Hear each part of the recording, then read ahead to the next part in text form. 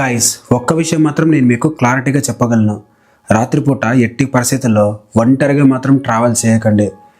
దాని కాన్సిక్వెన్సెస్ ఎలా ఉంటాయో నేను రియల్గా ఫేస్ చేశాను కాబట్టి చెబుతున్నా. నేను చెప్పిన ఈ స్టోరీ విన్నాక దెయ్యాలు ఉన్నాయా లేదా అని నమ్మడం నమ్మకపోవడం అది మీ పర్సనల్ ఒపీనియన్. కాకపోతే మీ సేఫ్టీ కోసమైనా రాత్రిపూట మాత్రం ఒంటరిగా ట్రావెల్ చేయకండి. ఆ రోజు నా పరిస్థితుల్లో కనుక మీరుంటుంటే ఖచ్చితంగా భయంతో వణికిపోయేవాళ్ళు. స్టిల్ ఇప్పటికీ గాయస్, దాన్ని తలుచుకుంటే ఇప్పటికీ భయం వేస్తుందంటే మీరు నమ్ముతారా? అసలు ఆ రోజు ఏం జరిగిందంటే, ఒక 10 years బ్యాక్ అంటే 2015లో అనంతపూర్లో మేము అప్పుడు బ్యాంక్ ఎగ్జామ్స్కి ప్రిపేర్ అవుతున్నాం. నేను నాతో పాటు ఇంకో 3 ఫ్రెండ్స్ ఉండేవాళ్ళు అనమాట నా రూమ్లో. ఒకరోజు ఏమైందంటే, గుత్తిలో మా ఫ్రెండ్ వాళ్ళ సిస్టర్ది మ్యారేజ్ ఉంది.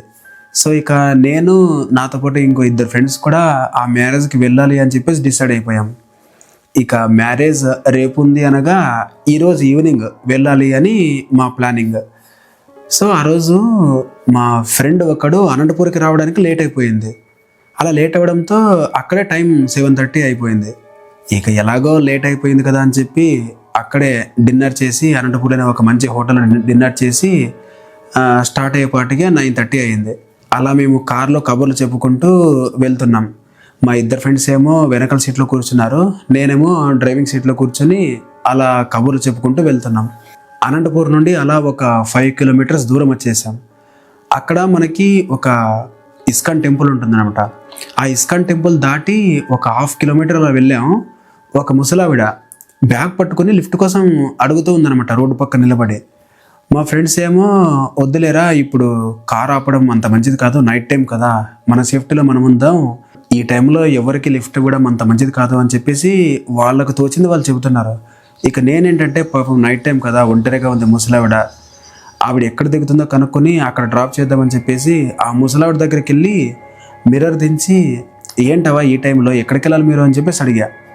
అంటే ఆ ముసలావిడ, నేను గుత్తి దాకా వెళ్ళాలి బాబు, లాస్ట్ బస్ మిస్ అయిపోయింది, అందుకే ఎవరైనా లిఫ్ట్ ఇస్తారేమో అని చెప్పేసి ఇక్కడ అడుగుతున్నాను, కొంచెం మీరు అటువైపు వెళ్తే నన్ను అక్కడ దింపేసేయండి బాబు, మీకు పుణ్యం ఉంటుంది అని చెప్పేసి అవ్వ రిక్వెస్ట్ చేస్తూ ఉంది.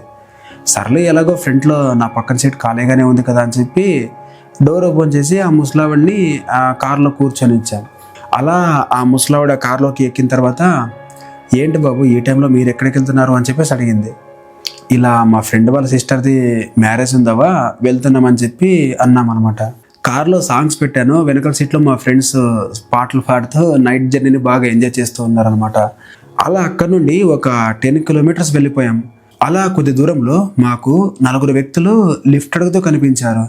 మేబీ వాళ్ళందరూ ఒక ఫ్యామిలీ ఏమో. ఆ ముసలావిడ ఆ 4 చూసి వింతగా బిహేవ్ చేయడం మొదలుపెట్టింది. బాబు, ఎట్టి పరిస్థితుల్లో మీరు వాళ్ళ వైపు అస్సలు చూడకండి, నువ్వు మాత్రం కార్ అస్సలు స్టాప్ చేయొద్దు, వాళ్ళ వైపు చూడకుండా డైరెక్ట్గా కార్ పోనిచ్చేయని చెప్పేసి నాకు చెబుతూ ఉంది. వెనకాల సీట్లో ఉన్న మా ఫ్రెండ్స్కి కూడా, బాబు మీరు కూడా వాళ్ళ వైపు అస్సలు చూడకండి అని చెప్పి పదే పదే చెబుతుంది. అసలు ఈ ముసలావిడ ఎందుకు అలా బిహేవ్ చేస్తుందో నాకైతే అర్థం కాలే. సర్లే, ఏదో పెద్దవాడు చెబుతుంది కదా అని చెప్పి వాళ్ళ వైపు చూడకుండా నేను డైరెక్ట్గా కార్ని పోనిచ్చేసా. ఇక నేను వాళ్ళని దాటుకుని వెళ్ళిపోయిన తర్వాత, ఎందుకు వాళ్ళ వైపు చూడొద్దన్నావు, అసలు వాళ్ళు ఎవరు అని చెప్పేసి అడిగా. అందుకు ఆ ముసలావిడ ఒక స్టోరీ చెప్పింది. 100 years బ్యాక్ 1920 ఆ టైంలో గుత్తికి అనంతపూర్కి మధ్యలో ఒక విలేజ్ ఉండేది.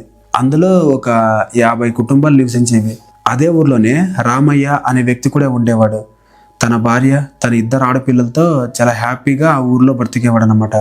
తనకి ఆ ఊర్లోనే ఒక 5 ఎకరాల పొలం ఉంది. ఆ ఊర్లో ఎవరికి ఏ సమస్య వచ్చినా కూడా రామయ్య ముందుండి వాళ్ళకి హెల్ప్ చేసేవాడు అనమాట. ఎవరికైతే పంటలు పండక తినడానికి కూడా ఇబ్బందిగా ఉంటుందో వాళ్ళకి రామయ్యే ఈ ఫుడ్ ఇచ్చి ఆదుకునేవాడు అనమాట. ఇలా రామయ్య ఊర్లో మంచివాడు అనిపించుకుంటూ తన భార్య పిల్లలతో హ్యాపీగా లైఫ్ లీడ్ చేసేవాడు. కానీ కాలం ఎప్పుడు ఒకేలా ఉండదు కదా. ఆ ఊర్లో 3 సంవత్సరాల పాటు వర్షం పడలేదు. రామయ్య పొలం కూడా సరిగ్గా పండలేదనమాట. ఇక రామయ్యకు కూడా ఇబ్బందులు స్టార్ట్ అయిపోయాయి. అతను మెల్లిగా అప్పులు చేయడం మొదలుపెట్టాడు. ఆ ఊర్లో ఒక జమీందారు ఫ్యామిలీ కూడా ఉండేది. ఆ ఫ్యామిలీలో ఉండే కర్ణం అనే వ్యక్తి ఊర్లో ఎవరికి డబ్బు అవసరం ఉన్నా కూడా అతను సాయం చేసేవాడు. అలా రామయ్య కూడా ఒకరోజు అతనితో అప్పు చేశాడు. ఎందుకంటే అతని ఫ్యామిలీలో కూడా తినడానికే గడవట్లేదు. మొదట్లో రామయ్య తన అవసరాలకి చిన్న చిన్న అప్పులు చేసేవాడు. కానీ రాను రాను ఆ చిన్న అప్పులే పెద్దగా అయిపోయాయి. వడ్డీ భారం కూడా తన మీద ఎక్కువగా పడింది. అలా కొద్ది రోజులకి రామయ్య అప్పు కట్టకపోయేసరికి అప్పుల వాళ్ళు అంటే ఆ కర్ణం మనుషులు రామయ్య ఇంటికి వచ్చి అతన్ని వేధించడం మొదలు పెట్టేవాళ్ళు. ఇప్పట్లో మనం లోన్ కట్టకపోతే రికవరీ ఏజెంట్స్ ఎలా వచ్చి టార్చర్ చేసేవాళ్ళు, అప్పట్లో కూడా అలా ఉండేదన్నమాట. ఈ జమీందార్ మనుషులు వచ్చి ఆ డబ్బులు కలెక్ట్ చేయడానికి అలా రామయ్యని వేధించేవాళ్ళు. ఇక్కడ ఇంకొక విషయం ఏంటంటే ఆ కర్ణం అనే వ్యక్తికి రామయ్య పొలం మీద కన్ను ఉండేది. దాన్ని ఎప్పుడెప్పుడు తన సొంతం చేసుకుందామా అని ప్రతిరోజు దాని గురించి ఆలోచించేవాడు. ఆ ఉద్దేశంతోనే రామయ్యకి లేదనకుండా అప్పిచ్చాడు. సో ఇప్పుడు రామయ్య పరిస్థితి ఎలా ఉందంటే అతని దగ్గర చిల్లి గవ్వ కూడా లేదు వాళ్ళకి కట్టడానికి. ఒకరోజు రామయ్య ఏం చేశాడంటే ఆ ఊర్లోకి వెళ్ళి తనకు తెలిసిన వాళ్ళ ఫ్రెండ్స్ దగ్గర ఇలా కొంచెం సాయం చేయండి అని చెప్పేసి అడగడానికి వెళ్ళాడు. అయితే ఏ ఒక్కరు కూడా రామయ్యకి సహాయం చేయడానికి ముందుకు రాలేదు. ఎవరైతే అతని దగ్గర సహాయం పొందారో వాళ్ళు కూడా అతనికి సహాయం చేయలేకపోయారు. ఎందుకంటే వాళ్ళకు కూడా పాపం అప్పులు ఉన్నాయన్నమాట. ఇక ఊరంతా తిరిగినా ₹1 సహాయం అందకపోవడంతో ఇక రామయ్య నిరాశతో ఇంటికి వెళ్ళిపోయాడు. అలా ఒకరోజు కరణం రామయ్య ఇంటికి వెళ్ళి అప్పు కడతావా లేదా నీ భూమిని నాకు రాసిస్తావా అని చెప్పి డిమాండ్ చేశాడు. ఇక రామయ్య దగ్గర వేరే ఆప్షన్ లేదు. అతనికి భూమిని అంటే తన 5 ఎకరాల పొలాన్ని కర్ణం పేరు మీద రాసిచ్చేశాడు. ఇక అప్పటి నుండి రామయ్య ఇంటి నుండి బయటకు రాలేదు. ఒకరోజు ఏం జరిగిందంటే అందరూ నిద్రపోతున్న టైంలో అంటే అరౌండ్ ఆ రోజు ఒక 10-10:30 ఆ టైంలో రామయ్య ఇంటి నుండి ఒక పెద్ద కేక వినిపించింది. ఇక అందరూ ఆ అరుపు విని అసలు ఏం జరిగిందో చూద్దామని చెప్పి రామయ్య ఇంటికి వెళ్ళారు. అందరూ ఎంత డోర్ నాక్ చేసినా కూడా లోపల నుండి ఎవరు డోర్ ఓపెన్ చేయట్లేదు. సంథింగ్ లోపల ఏదో జరుగుతుందని చెప్పి ఈ ఊరు వాళ్ళంతా కలిసి ఆ డోర్ని బద్దలు కొట్టి లోపలికి వెళ్ళారు. లోపలికి వెళ్ళి చూస్తే షాక్. రామయ్య భార్య, తన 2 పిల్లలు అందరూ ఉరి వేసుకుని చనిపోయారు. అయితే వాళ్ళ చావు కంటే భయంకరమైన ఇంకొక దృశ్యం వాళ్ళకి అక్కడ కనిపించింది. అదేంటంటే రామయ్య వాళ్ళ ఇంటి గోడ మీద వాళ్ళు చనిపోయే ముందు బొగ్గుతో ఇలా రాశారు, ఈ ఊరు మొత్తం మా చావులకే కారణమైంది. ఇక ఇప్పటి నుండి ఈ ఊర్లో ఉన్న వాళ్ళు రోజుకొకరు చనిపోతారు అని వాళ్ళ బొగ్గుతో గోడ మీద రాశారు. దాన్ని చూసి ఊర్లో వాళ్ళందరూ చాలా భయపడిపోయారు. ఇక ఆ ఊరు వాళ్ళంతా కలిసి ఆ శవాలకి దహన సంస్కారాలు పూర్తి చేశారు. ఇక వాళ్ళు చనిపోయినప్పటి నుండి వారం రోజుల వరకు వాళ్ళ ఊర్లో ఎలాంటి చెడు జరగలేదు. ఆ ఊరు వాళ్ళు కూడా దాని గురించి లైట్ తీసుకోవడం మొదలు పెట్టారు. కానీ ఒకరోజు వాళ్ళ ఊర్లో ఒక షాకింగ్ ఇన్సిడెంట్ జరిగింది. అదేంటంటే కరణం రామయ్య పొలంలో చనిపోయి పడి ఉన్నాడు అని చెప్పి జనాలందరూ చూడ్డానికి వెళ్ళారు. అయితే అక్కడ వింత ఏంటో తెలుసా, ఆ కరణం చాలా విచిత్రంగా చనిపోయాడు. ఎలా అంటే తన ఫేస్ అంటే తన తల రామయ్య ఇంటి వైపు చూస్తున్నట్టు తన బాడీ స్ట్రక్చర్ ఉందన్నమాట. అలాంటి వింత పొజిషన్లో చనిపోయి ఉన్నాడు. ఆ చావును చూసిన తర్వాత ఆ ఊర్లో సగం మంది ఇతని చావుకి ఖచ్చితంగా రామయ్య వాళ్ళ ఫ్యామిలీయే కారణం అని చెప్పేసి డిసైడ్ అయిపోయారు. ఇక ఆ రోజు నుండి ఆ ఊర్లో చాలా వింతలు జరగడం మొదలయ్యాయి.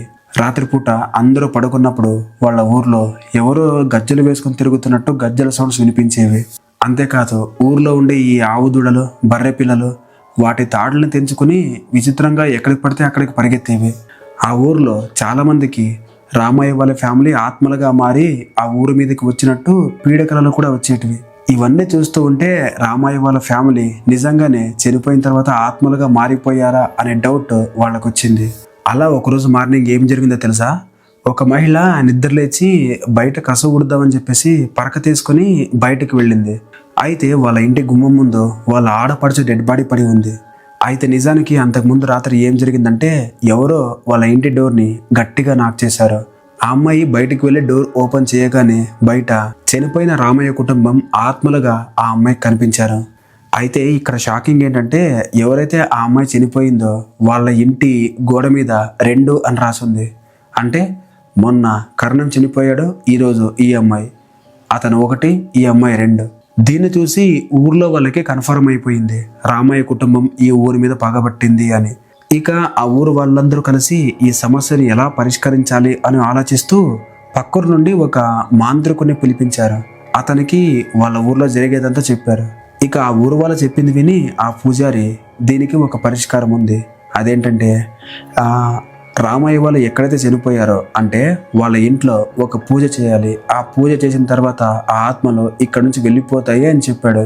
ఇక ఆ పూజారి రామయ్య ఇంట్లోకి వెళ్ళి ఒక రిచువల్ స్టార్ట్ చేశారు. ఊర్లో వాళ్ళంతా రామయ్య ఇంటి బయట ఉండి లోపల ఏం జరుగుతుందా అని చెప్పేసి చూస్తూ ఉన్నారు. అలా ఆ పూజారి లోపలికి వెళ్ళిన కొద్ది నిమిషాలకే పరిగెత్తుకుంటూ బయటకు వచ్చేసాడు. అవి సామాన్యమైన ఆత్మలు కాదు, ఈ ఊరు మొత్తాన్ని వల్లకాడు చేసేస్తాయి. మీరు వీలైనంత తొందరగా ఇక్కడ నుంచి వేరే ప్లేస్కి వెళ్ళిపోండి అని చెప్పి ఆ పూజారి భయంతో అక్కడ నుండి పారిపోయారు. ఇక ఆ ఊరు వాళ్ళు ఆ రోజు రాత్రికి రాత్రి మొత్తం అంతా వేరే ఊళ్ళకి వలస వెళ్ళిపోయారు. ఇక అప్పటి నుండి ఆ 4 ఆత్మలు ఆ ఊర్లోనే ఉంటూ ఎవరైనా పొరపాటున ఆ ఊర్లోకి వెళ్ళినా కూడా వాళ్ళని చంపేసేవి. స్టిల్ ఇప్పటికి కూడా ఆ ఆత్మలు రోడ్లో నిలబడి లిఫ్ట్ అడుగుతాయని చెప్పి చాలా మంది చెబుతూ ఉన్నారు. ఒకవేళ రోడ్లో మనకి ఇంతకుముందు కనిపించిన వాళ్ళు ఆత్మలు కాకపోయినా రాత్రిపూట కదా, మన జాగ్రత్తలో మనం ఉండాలి అని చెప్పి ఆ ముసలావిడ చెప్పింది. అప్పుడు నాకు ఒక డౌట్ వచ్చిందనమాట.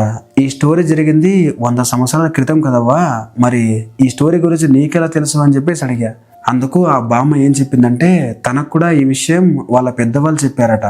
ఈ ఊర్లో ఇలా జరిగింది అని చెప్పేసి ఆ స్టోరీని వాళ్ళ పెద్దవాళ్ళు చెప్పారట. అయితే ఇప్పుడు మనకు గూగుల్ మ్యాప్స్లో కూడా ఆ ఊరు కనిపించదు. లిటరలీ గైస్, ఆ ముసలావిడ ఆ స్టోరీ చెబుతూ ఉన్నప్పుడు నాకైతే చాలా భయం వేసింది. బ్యాక్ సీట్లో ఉన్న మా ఫ్రెండ్స్ అయితే ఆ ముసలావిడ చెప్పిన స్టోరీ విని గజ గజ వణుకుతూ ఏం మాట్లాడకుండా సైలెంట్గా కూర్చున్నారు. నిజానికి ఆ రోజు జరిగిన ఆ ఇన్సిడెంట్ రియల్లీ మాకు ఒక నైట్ మేర్ లాంటిది. అలా మేము గుత్తి దగ్గరికి వెళ్ళిపోయాం. అలా ఆ ముసలావిడ ఒక చోట కార్ ఆపి నేను దిగాల్సిన చోట వచ్చింది బాబు అని చెప్పి కార్ దిగి వెళ్ళిపోయింది. ఆ ముసలావిడ వెళ్ళిపోగానే బ్యాక్ సీట్లో ఉన్న మా ఫ్రెండ్స్ ముందుకొచ్చి కూర్చున్నారు. ఇక మేము గుత్తిలో మా ఫ్రెండ్ ఇంటికి వెళ్ళి ఏం మాట్లాడకుండా పడుకున్నాం. మరుసటి రోజు మార్నింగ్ నా ఫ్రెండ్ని ఈ స్టోరీ గురించి అడిగితే నాకు కూడా దాని గురించి పెద్దగా తెలియదురా అని చెప్పేసి చెప్పాడు. అంటే ఇప్పట్లో 90% ఎవరికి ఆ స్టోరీ గురించి పెద్దగా తెలియకపోవచ్చు. కాకపోతే కొంతమంది మాత్రం ఆ హైవేలో రాత్రిపూట వెళ్తూ ఉన్నప్పుడు ఇలా ఒక ఫ్యామిలీ లిఫ్ట్ అడుగుతుంది అని చెప్పేసి చెబుతున్నారు. ఆ రోజు మాకు దారిలో కనిపించిన ఆ ఫ్యామిలీ నిజంగా దెయ్యాలో మనుషులో మాకైతే ఒక క్లారిటీ లేదు. కాకపోతే ఆ ముసలావిడ చెప్పిన స్టోరీ అయితే చాలా భయంకరంగా అనిపించి మీతో షేర్ చేసుకున్నాను అనమాట. సో గైస్, ఇది ఇవాల్టి మన హారర్ స్టోరీ. గైస్, మీ లైఫ్లో కూడా ఇలాంటి రియల్ హారర్ ఇన్సిడెంట్స్ జరిగే ఉంటాయి కదా, అలాంటి వాటిని మీరు నాతో షేర్ చేసుకోండి. ఇక్కడ కింద మన మెయిల్ కనిపిస్తుంది కదా, ఆ మెయిల్కి మీ స్టోరీస్ని పోస్ట్ చేయండి. మన యూట్యూబ్ ఛానల్ ఆడియన్స్తో మీ స్టోరీని షేర్ చేస్తాను. ఓకేనా? మీ ఫ్రెండ్స్లో కూడా ఎవరైనా హారర్ ఫ్యాన్స్ ఉంటే ఈ వీడియోని వాళ్ళకి షేర్ చేసేయండి. మన ఛానల్ని సబ్స్క్రైబ్ చేయడం మాత్రం మర్చిపోవద్దు. Thank you for watching.